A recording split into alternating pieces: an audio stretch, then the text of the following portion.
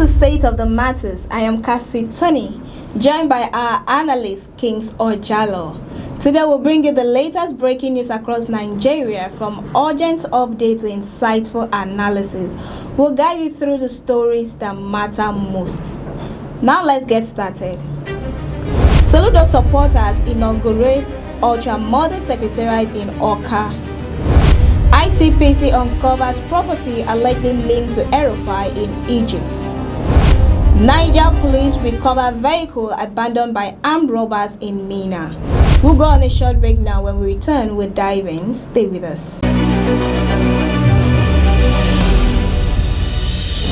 Anambra Patriots for Soludo, APS, has opened an ultra-modern secretariat at the Anambra Trade Center along Emeka Anyuku Boulevard in Awka, Anambra State. The group's convener and managing director of the Anambra State Bureau of Public Procurement, Oke Ezeobi, said APS remains the only support group with a dedicated secretariat among the 165 groups that backed the re-election of Charles Chukwuma Soludo. Welcome back, Kings Ojalo. Thank you, Cassie. Being back again has always been my pleasure. Being back again. Of course, it's always a pleasure to have you. So what do you have to say about this new development in Anambra State? Well, I think the supporters forum of Soludo has come out to already express their full support for the sitting governor, trying to let him know that yes, I think this ultra modern secretariat is one of the pleasant infrastructure that will commemorate his re-election move, and a hub that will enable grassroots movement to be easily reformed, recognized, and also a means of creating an awareness to the development of the state. And also, I think Soludo, on the other hand, yes, its commemoration and thereabout follows. And again, it is designed to provide a befitting space for the Soludo support group with alignment with his broader urban regeneration and agenda for the state capital, that is Awka. So, which is a good one, and the purpose is for the group, that is the Soludo group, and also the All Progressive Grand Alliance, to mobilize grassroots and support, just to coordinate activities for his second term. But why are they coordinating activities for exactly? I think that is where I am driving to. You see, it's a good one. I don't think a renovation like this or a development like this should be totally condemned. But looking at the other way around, you understand? I think the amount spent to do that construction spent over, it was I think said 150 million naira. We're looking at a huge amount of money. So some individuals say, 150 million. If it has not got it to billion, it is nothing. It is nothing. But we are looking at the advantage that money would have done in some other aspects of that state. Like you what understand? Exactly. Now, looking at the rate of unemployment in Abia State and Anambra and the high cost of living there, I think these are some categories of sectors that money, it would have really tell a lot if it was implemented in it. So when you're talking about high rates of the cost of living, unemployment in the states and exactly, cost of living, and are you saying this money would have used to fit the entire state? Not the entire state, but in or when you talk about unemployment, so what are you referring as? Is it setting up a construction building company or company to employ people? Some dilapidated construction that has not been addressed. I think putting some sorting out some of these assets with these funds would have done a lot. Though it is not huge, I know, but at least contributing it to one of enough to change lives of people. But people will say, the economy of Anambra is worth more than that. You understand? So if you don't talking billion, you're not saying anything. But 150 million could help in some areas. You understand? Currently, Anambra is in terms of the rate of unemployment 18th in the whole of Nigeria, 36 states. They are ranking 18th position. So what am I trying to say? I'm not trying to say that this infrastructure is not a good one, but that money would have been set into some other things. Recently, when the this administration of Soludo administration, launch a job recreation of strategies into, that is job budget of 766 billion, that is for 2026. What has been the outcome so far? Instead, is going about trying to shut down markets and all about the 766 billion budget that was designed even from 2025 for job creations, most especially for youth, grassroots. What happened to them? Engaging youth in the so-called youth data bank and partnering with industrial training funds. What happened to them? These are the things we should be hearing from. Okay, look at his colleague, Alex Oti. We could see. I would definitely have to call Alex Oti again. I know that in your mind now you are saying, oh, you and this Alex Oti. Of course, I know you love Alex Oti. Of course, when someone is going to the right way, why shouldn't you love him? Look at the infrastructures inaugurated by Alex Oti on a daily basis. Why is it currently now that they are constructing a building for grassroots movement concerning his re-election? Election that was done since last year, if I'm not mistaken. Why now? That 150 million would have done a whole lot more if it was implemented in all of this. The market modernization, why was it not used? For that, the so-called demolition is talking about. If they enforce that 150 million in that demolition aspect, in no time will they renovate it back immediately without even wasting much of time. I know what I'm saying here. So I think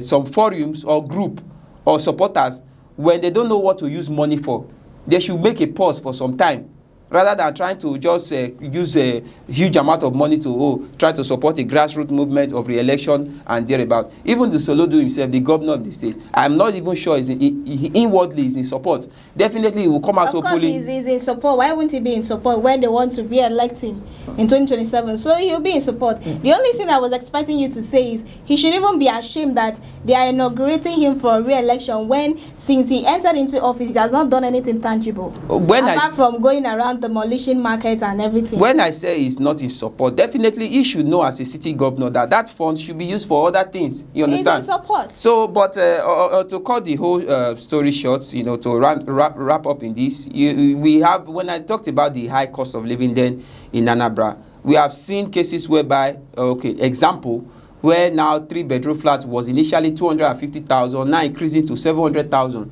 So those things should be sorted out. Earlier you mentioned that a bag of rice is 150k. Exactly. I was expecting you to mention of that. Course, yes, of course. Transportation high. Okay, now that the fuel hiking is here, you could see how the economy of Anambra now will go so derailed.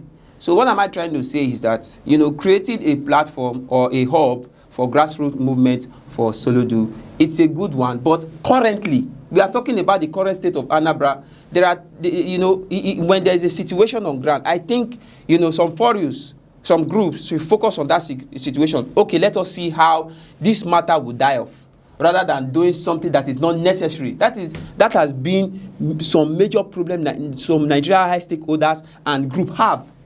You squander money into unnecessary things.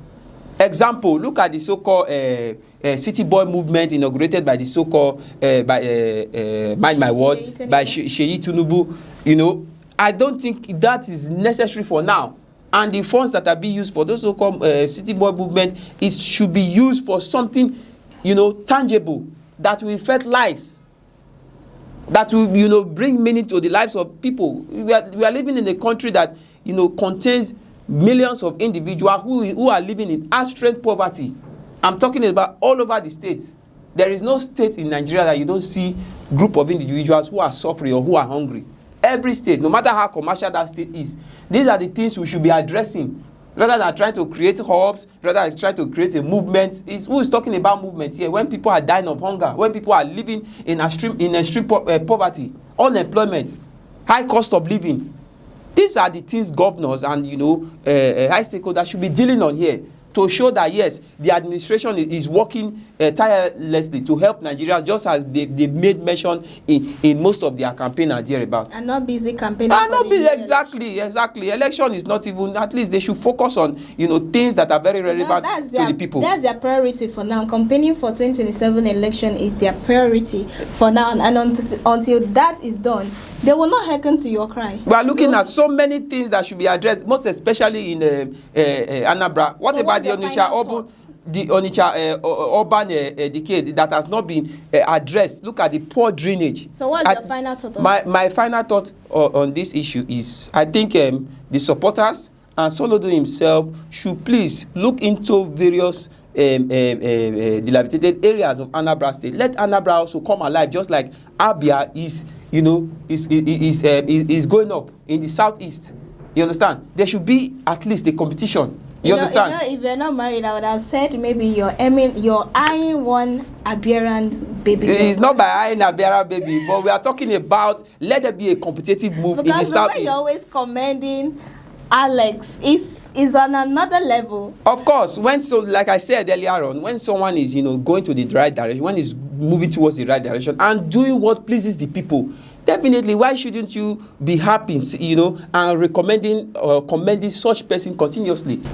All right, away from that to el-rufai's investigation, the Independent Corrupt Practices and Other Related Offences Commission, ICPC, has allegedly uncovered several real estate properties in Cairo, Egypt, allegedly linked to former Nasiri el-Rufai.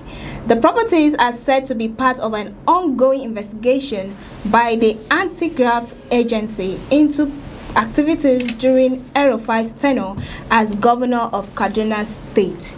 According to reports, the assets include 3 villas and 6 apartments located in upscale areas of the Egyptian capital. The commission is said to be examining the properties as part of its probe into alleged corruption-related matters. It was recovered that el-Rufai in 2021 and 2023, during his term as a governor, he has bought so many properties worth millions in Egypt. He didn't even buy in Nigeria. You can see how criminals behave. They will do something, they won't do it so that they will not get caught. Well, in that remark, el-Rufai have come out to debunk it, that these are forgeries that have been raised against him, saying that the oppositions or the rulings are using this as a political motivation to downgrade his personality, looking at the fact that he's not standing by their side anymore. That was from his own side.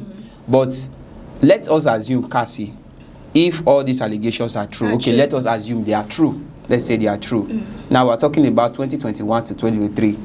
Then he was in APC. When he was in the APC and he was a city governor, how come this same ICPC did not carry out that investigation? Now, can you see the derivement in which our political apparencies, our political stakeholders, to tell you that even those who are currently with this current administration are having some skeletons in their cupboard which has been failed to be unfolded publicly.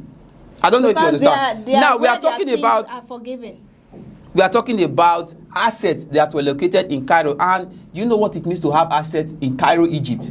We are talking about one of the most richest and developed capital city in the whole of Africa, followed by Lagos State. Now we are talking about the Arabilla Estate and the Banafix Estate, which worth $1 million to $1.3 million each. They also have another one in the Cairo Festival City, known to be the Oriana Estate, approximately $500,000. We are not talking about naira here, dollars each. They also have the last one that was that was stated total. The assets are described to be made of $1 billion. So what am I trying to say here? That el-Rufai had this asset in his own custody in another country, and they were not reviewed since 2021 when he was in APC till when he was intercepted by the ICPC, and he has been a critic to the so-called the current administration, him decamping to the AD. That is to tell you that our so-called leaders currently, who are with the ruling, are having Nigerians' belongings and properties, funds meant for public uses in their own custody, lavishing them. And because you are in the current administration, you are with the current administration, or you are a loyalist, those things are being hidden. That is to tell you how Nigeria is, being drowned. Because they are aware their sins are forgiven. We are looking at, you don't expect now again. Let me tell you something. You're with, let's say you're a friend to someone, you're a friend to a criminal. You will not want to expose your friend, because they say you're a product of who you are.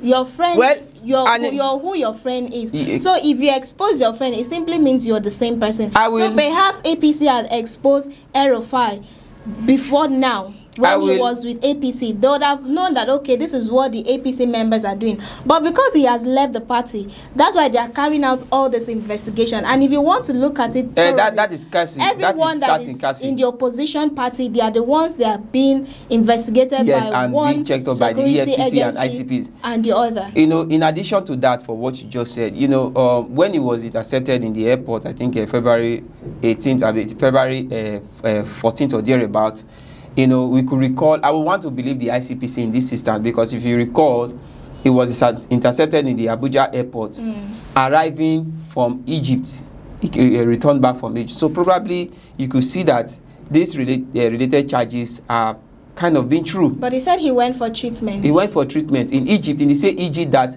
these assets are being found. I don't know if you understand what I'm saying. So, el-rufai has denied it. So, currently we will use the word allegedly, because they've not been foolproof, and it is just a new trending accusation on him. So probably along the week or along the line, we'll definitely see the bottom line of all of this. But my question is this: why is it now that is in their custody that all these things are being reviewed? I am urging the ICPC, the EFCC to please, notwithstanding being with the current administration, we need to start investigating most of these high stakeholders, politicians, and so-called those who are in public offices. Please, they should be thoroughly investigated. Those who are holding Nigeria assets. People are in the street without having 3 square meters to eat, but yet some individuals, all because you are serving your so-called father nation, are taking huge amount of funds meant for public uses to their own custody, which is unfair. So that is to say that there are so many other officials currently who will also be having, properties all over the country, all over the world, unknowingly to Nigerians. So I think the EFCC should stop. There should be a policy that should make the EFCC not to be in accordance even with the current administration or any other administration. They should do their full work. How can an institution like the EFCC or ICPC be working in accordance with an administration, neglecting the fact that these so-called allies and subordinate individuals with the current administration are busy lowering Nigeria funds to themselves? Because from what I'm saying here is this: most of these personnel in political offices currently are having a lot of funds used for meant for public uses on their custody, and there's nothing being done. And people are, and the country is living in so something will be done in great devastation. Something will be done when it's unfortunate when another party eventually. Looking at the crisis happening, and one individual will just take a whole huge amount of money. When look at the fuel scarcity happening right now. Do you want to tell me that if huge amount of funds are being put into budget to make sure that Nigeria rely on their own source of petroleum and thereabout, we'll be going through all this crisis? When I was coming to the office, I had to trek. You know what it took me? Because of the high cost of transportation. It's unfortunate. And these people go about driving private jets. You see them today in Abuja, tomorrow in Rivers State, next tomorrow. You think they are flying. They don't fly. They have everything it takes to fly jets. Talking about local, and I bet you with this flights, you should be talking about international flights. And I bet you, Cassie, with this from one country to another. Exactly, with this fuel hike raveling the country right now, I bet you that none of these political officials are being affected by it. They are not They don't affected. even know, except probably they see through the headlines or through the news. They are not affected. They don't even know the effect of what the common man or common citizens are going through. There's even a state. There's a state in Nigeria that once you belong to APC, you buy fuel at a cheaper rate. How do you do this? You go to a fuel station, you present your card. That Just imagine. Your fuel will be cheap. So just because as a regular citizen price. I have to belong to a political forum first before I enjoy the benefit of my own country. All right, it's away unfortunate. from that, let's move away from that to there's some criminal activities that took place in Niger State. The Niger State Police Command recovered a vehicle abandoned by suspected armed robbers who stole over 9 million naira from a bank customer in Mina. The victim, David Emmanuel Adebayo, had withdrawn 8 million naira from Wema Bank and TAJ Bank before being trailed by the suspects. The robbery, which occurred along Shiroro Road, was reportedly captured on CCTV at a nearby restaurant. This victim said that he first withdrew 5 million naira from Wema Bank before withdrawing the remaining 3 million from TAJ Bank, and he drove all the way from Ashiro Road to a nearby restaurant, that's Iyafemi restaurant, where these armed robbers intercepted him and they took the money. He was struggling with them, but they shot him in the process, made away with his money and his vehicle, and they left theirs with him. Now, this robbery attack is not just a normal thing. It's not a coincidence. It's almost like there is an informant within the bank premises that is giving them relating information to them, because there's no way an armed robber, there's no way you'll be attacked unknowingly. There's no way something will just happen to you. There's a related information. There's somebody selling out information to these criminals. Well, in case of selling out information, it has been a common thing, not just in Nigeria. So the bankers should be properly investigated as well. Cassie, you look at this scenario, it's not just, giving out information has been a norms, not just only in Nigeria, it happens all over the world. You understand? There are collaborations with probably bankers, with some hoodlums, crime generators and thereabouts. It has been a normal thing. Now, we are looking at a situation whereby there are no security elements that can safeguard business individuals or people who are cash oriented in a country like Nigeria. That is what we are looking at here. Now, you forgot to mention the actual scenario that happened. David Adebayo, Emmanuel David Adebayo, if you look at that incident on CCTV camera that was fully captured, I think in Women Bank or the other bank he went for. This capturing was at a nearby restaurant. Okay, good. Where these guys intercepted him, came down for a vehicle and opened his driver's seat side door. At first they had to sanction him, take the money from the car, and the boldness he had was he went inside the bank, came back again before they drove off. I think their car didn't start. If you watch the video very well, he went ahead and antagonized one of those struggled with them and took their gun, and he shot the driver. He shot one of the driver, you understand, and at that process the car didn't start. Then I think they had to use their own force and use his own car, and before the car was found somewhere. Now, in summary of all of this, Cassie, we could see that our security forces and this happened on a broad daylight. You said the at 12 awareness p.m. Yes, in the afternoon. The awareness was done everywhere. We could see security forces even standing near him. I was like, you understand, in a developed country, the next step or any individual should do, okay, like let me use America for instance, you call 911. Even as that security at the left side was, making a cry, you would just dial a number immediately. And in an environment like that, what happened to the security personnel? Are they not supposed to be mounted in areas, open locations like that? A developed country, if Nigeria was to be a country that cares very well for its citizens, an individual like that who is highly business oriented with huge amount of money should at least have 1 or 2 interrogation with the police for, okay, this is where I'm headed to with this huge amount of money, just in case But now you have to safeguard your own life, your own property by your own self, even when it's delicate. You can't literally trust them. Exactly, of course. We could see one that happened in those states where a police force, crew of them, we were talking about 6-7 of them, had to send, imagine police making having a conjunction with kidnappers to kidnap an individual. I think in my state, in Edo State, is a place called Kiadolo, where they charge this woman about 10 to 20 million, arranged by the police force. So, of course, you are right in that aspect. So, definitely, that is to tell you that no one trusts the Nigeria police currently,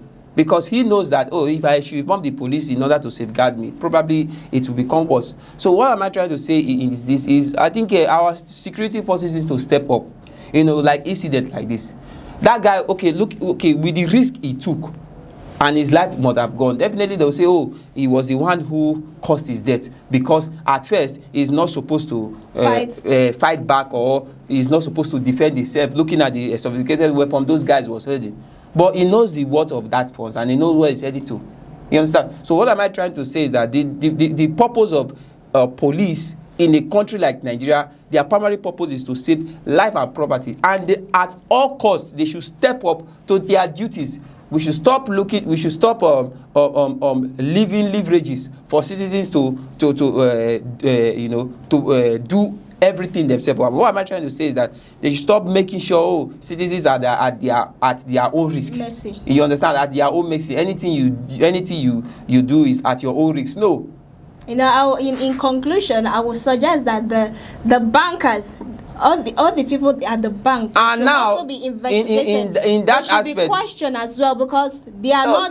See, no one is to be trusted. Innocent, being a banker, totally. Being a police, everyone nowadays, everyone is a suspect. It's a suspect. You exactly. understand? So being a banker, being a police, being a manager, you don't know who to trust. But my own opinion on this issue regarding that incident that happened is that our security forces should step up, be at the right track, and at the rescue when any citizen of a country raises an alert.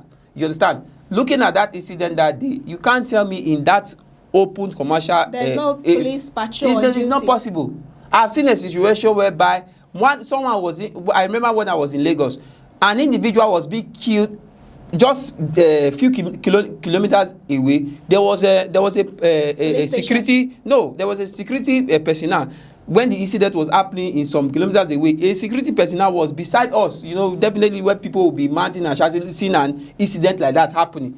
A mopo, they call them mopo, was beside us, standing and viewing how an individual was being shot by just one common man. I was not able to do anything. Their life is also important. You don't expect them to risk it. You should be at the front line for your citizens. That's what I'm trying to say. Their lives There's a common saying that I think how they usually say, a police should be able to cover, how do they usually say, a police should be able to cover at least 100 citizens, the way by statistics, the way the police mandate their rules and thereabout. The popular slang that I know is police is your friend. No, leave that one. The police is your friend. That is the popular slang to encourage citizens. Now, in the long run is this: police should always come out to their duty. The fear of anything you see take should stop. That is why they are trained. That is, their life should be at front line for every citizen. If you know you are not capable, then you should retire from the police force, or not. Don't even go for the police recruitment at first. All right, thank you so much, Ojalo. That's it for today's edition of State of the Matters. Many thanks for joining us. Thank you for having me, Cassie. It's my pleasure being here. And to you, our viewers, many thanks for tuning in. I am Cassie Tony, reminding you to stay informed and stay ahead. And do well to join us for more breaking news from Nigeria. It is a bye for now.